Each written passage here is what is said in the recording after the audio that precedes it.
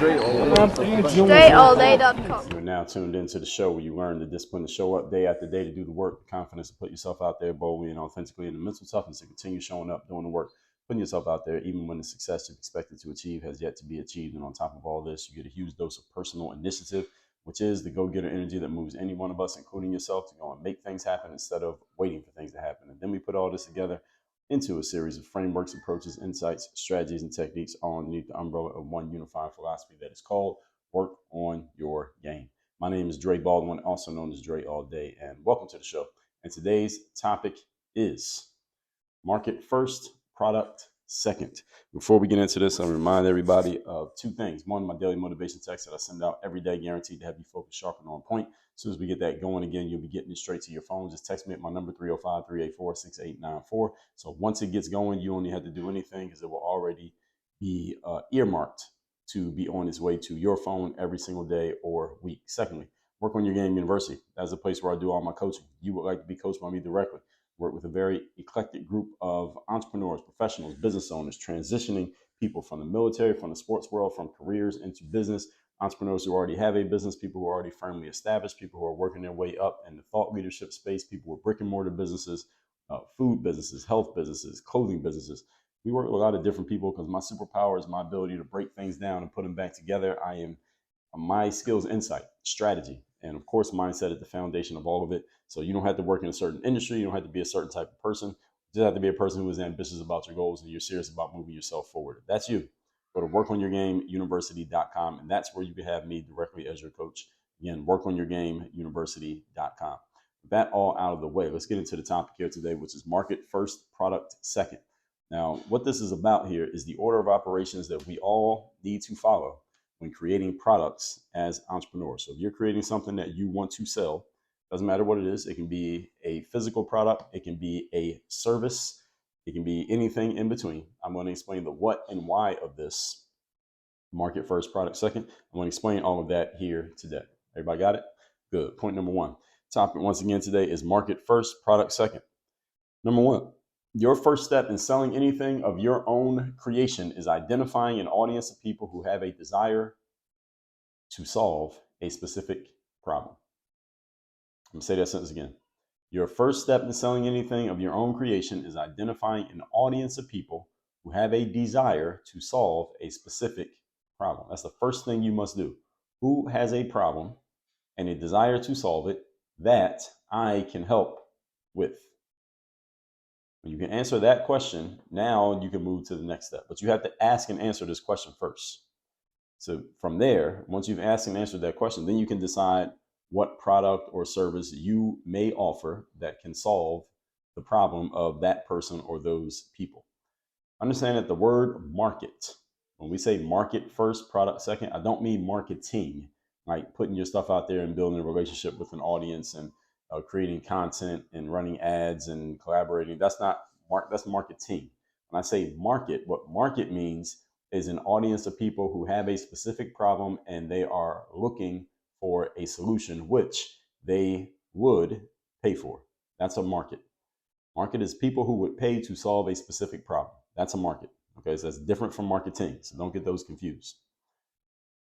So it just means an audience of people. That's all a market is. Starbucks, for example, identified a market of people who not just wanted coffee, because there were already plenty of companies out there selling coffee before Starbucks came to prominence. If you haven't read the Starbucks book, I forget the name of the book. I did read the book, but it was by, I believe it was Howard Schultz who wrote the book. But anyway, look up Howard Schultz's book. Actually, as a matter of fact, let me look it up right now while I'm here. Howard Schultz book. It is called, he has more than one book. It's called Pour Your Heart Into It. This is the book, How Starbucks Built a Company One Cup at a Time. And it is written by Howard Schultz. And there are several books out there about Howard Schultz. I think this may be, no, there's another one. He has another one called How Starbucks Fought for Its Life Without Losing Its Soul. That one I have not read yet. I think that's a newer one. But the first one I read by Howard Schultz was again called Pour Your Heart Into It, How Starbucks Built a Company One Cup at a Time. And if you haven't read this book, you should read it. If you're a buyer of Starbucks or you're an investor in Starbucks, you should know about what's happening in the company. You should know why they are what they are. And even if you're not an investor in Starbucks, even if you don't drink coffee, I don't drink coffee, you should know how Starbucks became what they are, because they are a very successful business. And even though you may not be able to copy everything they do, there are some principles that you absolutely should follow from a company like them. Same with Amazon, same with Nike, same with Apple. And you should read the books of the people who have created these companies. So Jeff Bezos, there's a book called The Everything Store about Jeff Bezos. That's the Amazon guy. There's a book called Steve Jobs. He's the Apple guy. There's a book called Shoe Dog. That's by Phil Knight. He's the Nike guy. You should read these books, folks, so that you know how the people who have created these huge companies, why they did it, what they did, what is the reason behind their activities. And again, you want to find the principles behind what they did. You may not be able to follow their actions, but you can follow their principles. These principles are universal. They apply to everyone and everything the same way. Okay. So Starbucks, anyway, after my tangent, Howard Schultz identified a market of people who wanted a third place. A third place is a place outside of home and work. Those are the first and second places. Home is the first place. Work is the second place. Those are places that people always go. People wanted a third place where they could hang out, build community, and basically just have a place they can go outside of just home and work. And if they happen to get some coffee in the process, so be it. There are many of you listening to this right now who may go into a Starbucks and sit down and hang out and never drink a sip of coffee, because Starbucks is a known third place. That's what a third place means. For some of you, the third place might be a CrossFit gym, or just a gym period, or maybe some local lounge or bar that you hang out at rather. Starbucks came to be in America because Howard Schultz was in, I believe it was in Italy. It might have been Italy, the company he was in, but he was outside of the USA traveling, and he went to a coffee shop and he noticed that the people in the coffee shop would just hang out in the coffee shop. They didn't go to the coffee shop just to get some coffee and leave, like they do in, say, Dunkin' Donuts. Dunkin' Donuts been selling coffee for a long time, longer than Starbucks. And he noticed that people in this, I believe it was Italy, they would hang out in the coffee shop for hours, even though they had already drank their coffee. Might not even be getting coffee, but they would hang out in the coffee shop. And Howard Schultz said, why don't we bring the same experience to the United States? That was the general idea of bringing Starbucks to the USA. And the market was Howard Schultz betting that there were people who would actually hang out in the Starbucks, even though, again, they had already finished their coffee. They would hang out in the Starbucks much longer than it took for them to get and drink a cup of coffee. And let's look at Starbucks now. Starbucks is a place where some people use it as their actual office. They just go to Starbucks, they just sit there all day and work. I have been this person at times, and I have never ordered or drank a coffee from Starbucks, not one ever in my life.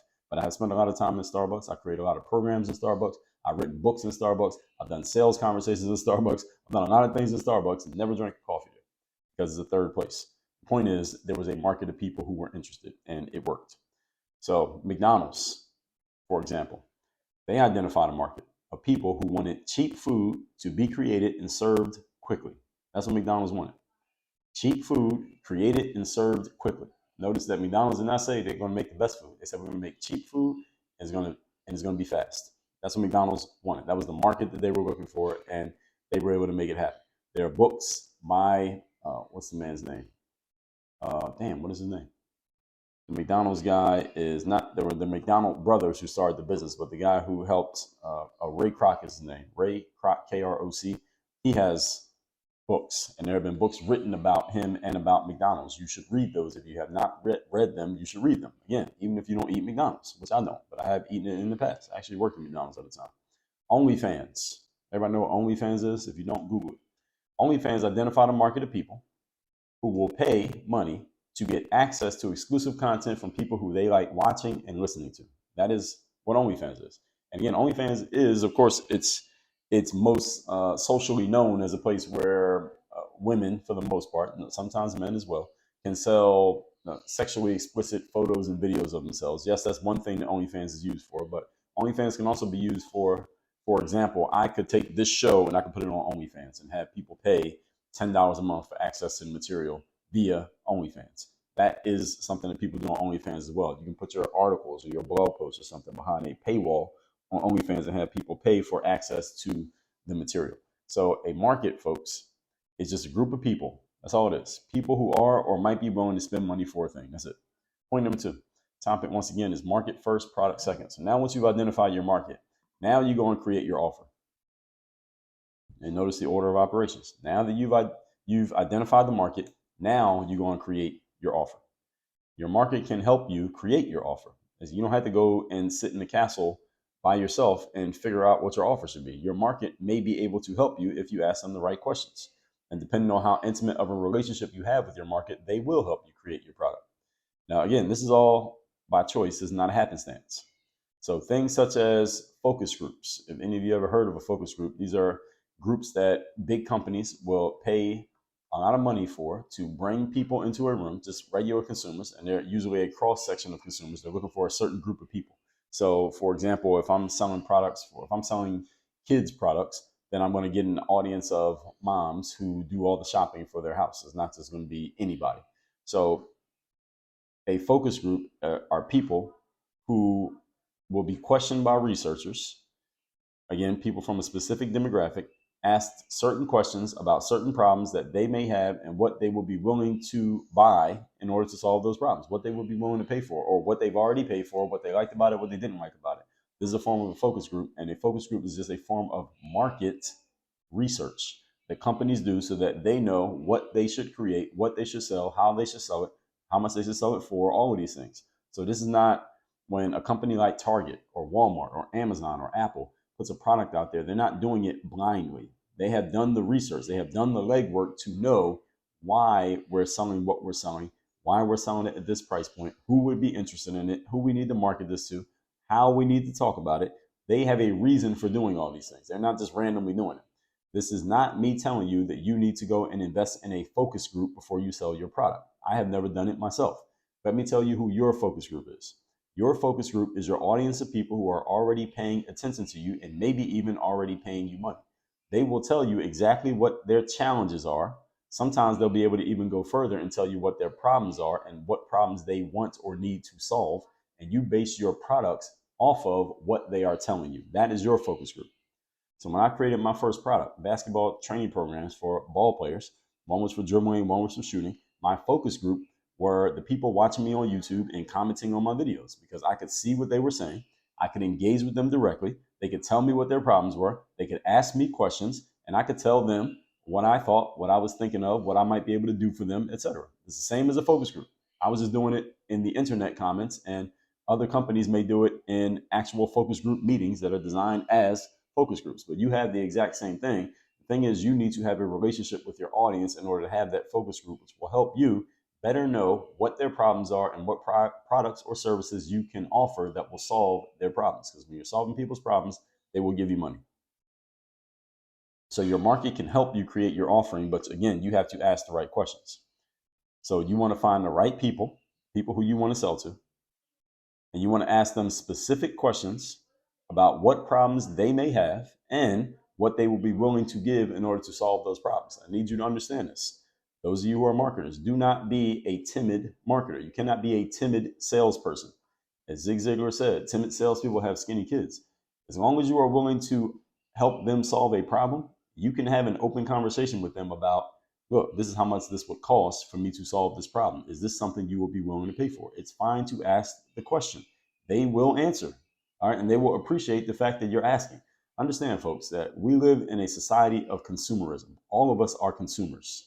Look around in the room that you're in right now, or the car that you're in right now, or the office you're in right now. It's a whole bunch of things that you paid money for. All right. We are consumers. We have no problem buying when someone is selling us something that we actually want.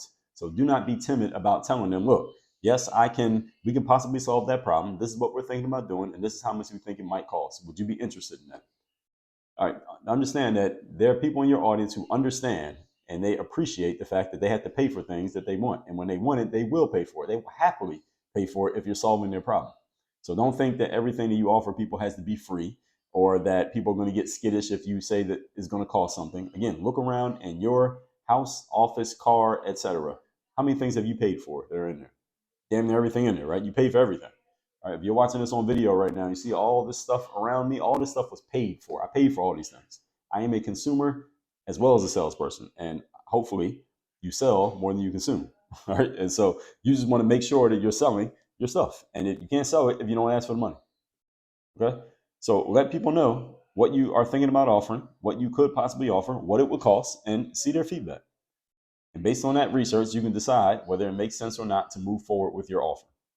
Again, my first product was based on conversations I was having with an audience of people in the basketball space who told me exactly what they wanted. I told them, look, I said I would charge for that product if I was to go create it, the basketball training programs. I said, would you all pay for it? And they said, yes, we would pay for it as long as it doesn't cost too much. That was the exact response I was getting because I knew who I was dealing with, 13 to 21-year-old young males. These are aspiring basketball players. They didn't have a ton of money. They didn't have careers yet. These are kids. So I figured, okay, what's the price point that would make sense? I said, okay, $5, $4.99. My first product was $4.99. And we sold those products in volume over the course of 7 years. Why? Because I knew exactly who my market was. Then I created the product, and then I told them that I had it. Simple as that. So if you go and create a product without knowing if there is a market for the product, in other words, you go write your book or create your course or whatever it is, and you don't know if there's anybody who actually wants it, then you are gambling with your time and your energy on something that might not work. In other words, when I say it doesn't work, it means it doesn't make you any money, even though you have invested resources into creating it. All right, the good thing about social media, everybody, I just told you this, and the content marketing space that we all occupy, is that your content is a great way to test out products before you invest too much resources into creating them. In other words, if you're thinking about creating a product about time management, even though time management is an oxymoron technically, it's really self-management, self-accountability. But let's just say you could create a bunch of content about time management and just see how your audience responds to it. If they're enthusiastically responding to the things that you're sharing, that is a preview of what will be in your product, then you know, hey, maybe I can move forward with this. Maybe you can take another step and say, hey, audience, I'm thinking about creating this product about time management. What do you all think? Would you invest in something like this? If I sold this for $97, what would you want in it? Let them respond. They will tell you. If people are in your audience and they know you, they like you, they trust you, they will give you feedback. Even if it's feedback that you are like, damn, maybe it's not as great of an idea as I thought it was. At least that's better than you creating it and then realizing nobody wants it, right? But doesn't it save you a lot of resources? Of course it does. But you got to be willing to have the conversation, folks. This is all part of your marketing game. The good thing about social media is that you can do this stuff for literally for free. All you got to do is put your material out there, ask the right questions, and listen to what the audience has to say. And when you are engaged with your audience, they will tell you exactly where they're at, what they want and what they don't want. Point number 3. Today's topic, once again, is market first, product second. Number 3, if you already have products and offers out there and you do not follow the process laid out here today, there are 2 things you need to know, 2 things you need to do. Because I know for a fact that there are a lot of you who have products out there, you have offers and services out there. You did not follow what I'm talking about here today because you were not aware of it. And you're wondering, well, damn, the way Dre's talking right now, maybe I just got a dead product on my hands right here that I can't do anything with. What am I supposed to do? Good news is there's something that you can do. Can I tell you the 2 things you need to do? Good. Here they are. 1, you need to look at your current offerings. Ask yourself, where in the market is there a need for what you're offering? That's the first question. Where in the market is there a need for what you're offering? Now, the inconvenient truth is that you may not be able to find a need right now. Maybe there is not a need. That means either A, you need to stop trying to make that product work and just let it, basically stop trying to make it work because it's not going to do anything, and you can use it in other ways. There are other ways to use it. If you're a member of Work on Your Game University, I can tell you 100 different ways to use a product, even if it's not selling very well. So if you have a product that's not selling very well, you want to know what to do with it, come into Work on Your Game University. I can show you a bunch of ways you can still use that product and still get value out of that product, even though it's not selling. And trust me, value, when I say value, I mean you can make money off it even when it's not selling. How is that possible? It's possible. Okay, so that's one thing. You might need to just say, okay, this product's just not going to work. Or B, keep looking until you find something that the market wants, which your product does offer a solution for. So if you do find something that the market wants that your product can solve, what you need to do is work on the positioning of your thing. Positioning simply means how you talk about your product. When you fix the positioning of your product, then it can help a whole lot of what you're doing with the product. What does positioning mean? Positioning just means, again, the conversation you're having about your product. And in the future, I'm going to do a whole episode on this very concept of positioning. The second thing you can do, so the first thing was realizing that you might not have a good product here. 2, before you create your next product, find out what the market actually wants and create your next product based around what the market wants rather than what you want to create. Create your next product based on what the market wants rather than what you want to create. This is the difference between the mindset of the entrepreneur versus the mindset of the artist. You see, the artist focuses on what they want to do and what they want to create and what they want the world to want in exchange. Whereas the entrepreneur focuses on what the market wants, what the market will respond to, and what the market is willing to pay for. The artist creates things because they feel like it. The entrepreneur creates things because there's money to be made from it. There is a difference. And you need to decide which one you want to be. Do you want to be an artist or do you want to be an entrepreneur? And one of them has to win. All right, the car has only one steering wheel. Which one is driving you, your artistry or your entrepreneurship? One or the other. And one of the things that, again, once you come into the university, you'll learn more about this, is you can find out directly from your audience and they can help you create your product in such a way that you can sell it before it even exists, because the people who tell you that they want it, they can give you the money right there on the spot. And again, it depends on what you're selling. It depends on how you choose to sell it. It depends on the conversation that you have. This is a communication skill, and it depends on the relationship you have with your audience when you do this. But this is all doable. It has been done before. I have done it myself to sell things before I even created them. So I knew there was a market because I got people to give me money before I even had it. And there's nothing stopping you from doing this except the fact that you just don't know how to do it. I told you I was going to give you the what and why today here. I'm going to give you the how. Coming to Work on Your Game University at workonyourgameuniversity.com. And I will show you exactly how this is done and how to make it work for yourself and in your business. But first, let's recap today's class, which is market first, product second. Number one, your first step in selling anything of your own creation is identifying an audience of people who have a desire to solve a specific problem. Then you can decide what can solve that problem, and then you put it out there. Again, many companies have done this. McDonald's did it. People wanted cheap food fast. Starbucks did it. People wanted a third place. Number two, once you have identified your market, now go and create your offering. Your market can help you do this depending on the relationship that you have with your audience. Again, good thing about social media is that you can have direct communication with an audience of potential buyers without you spending any money, and it doesn't really cost you that much, even in time, to get this information. You can just post something, ask a question, and read the replies, read the feedback. Number three, if you already have products and offers out there and you did not follow this process, there are two things you need to do. One, look at your current offers and ask yourself, where in the market is there a need for these? If there isn't one, there are still ways that you can use it. And two, before you create your next product, find out what the market actually wants and create your next product based around what the market wants rather than what you want to do. Again, don't be an artist, be an entrepreneur. Focus on what the market wants, what people are willing to pay for it, and create that. Don't focus on what you want to give people and hope that they want it. That's artist mindset, and sometimes artists end up starving simply because they're not thinking like business people. I don't want to make sure you don't make that mistake. So with that said, folks, make sure you text me, see in my community. The number's down below in the description. And as I've told you, workonyourgameuniversity.com. If you want to take a product or service you have out there that's not really doing what you want it to do right now, and you still want to make money from it, you still want it to produce value, and you want to learn how to implement everything we talked about here today, plus more, go to workonyourgameuniversity.com. Work on your game. Dre, all